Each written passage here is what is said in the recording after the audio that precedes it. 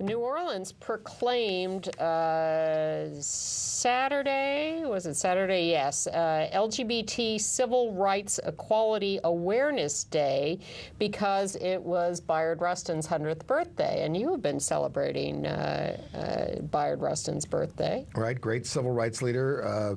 Was pretty much always openly gay, and then finally got really into gay rights work at the very end of his life. He died in 1987, but did a valuable service on that, among many other things. One reason they did that was because they were prompted to by this guy, Richard Noble, who's doing a walk across America for LGBT civil rights. We haven't given him much notice on this show, but he is on a relentless march.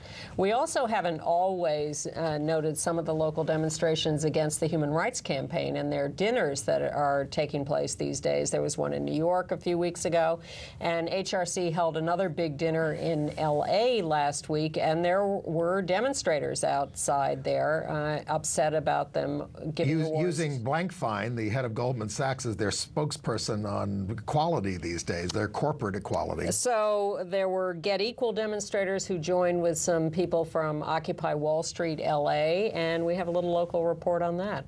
Now, Lloyd Blankfein might have thought he'd get heat supporting gay marriage from people who are against it. He probably didn't expect to get heat from those who are for it. Blankfein released this PSA for the Human Rights Campaign after being named the group's first national corporate spokesman. The HRC also honored Goldman Sachs for its commitment to the cause. Well, in the Only in LA file, that has not gone over well with some.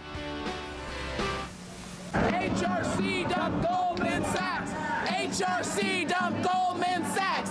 HRC. This weekend at HRC's annual fundraiser here, a splinter group from the Occupy movement called the Occupy Los Angeles Queer Affinity Group protested wearing hazmat suits and claiming HRC is toxic and that teaming up with Goldman was, quote, not the kind of marriage we're looking for. Well, it appears Blankfein and Goldman are pawns in a feud between the two gay marriage rights groups as the occupiers accuse HRC of being too cozy with the 1%. Goldman Sachs, pawns in a feud.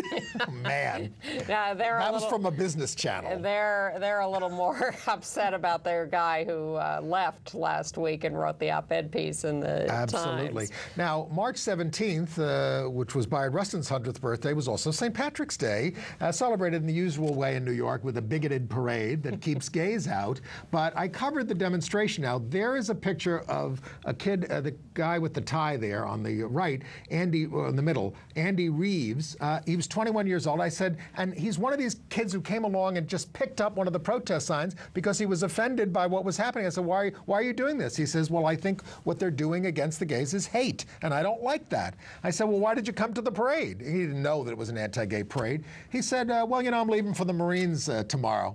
I said, why'd you join the Marines? He says, to fight for my country.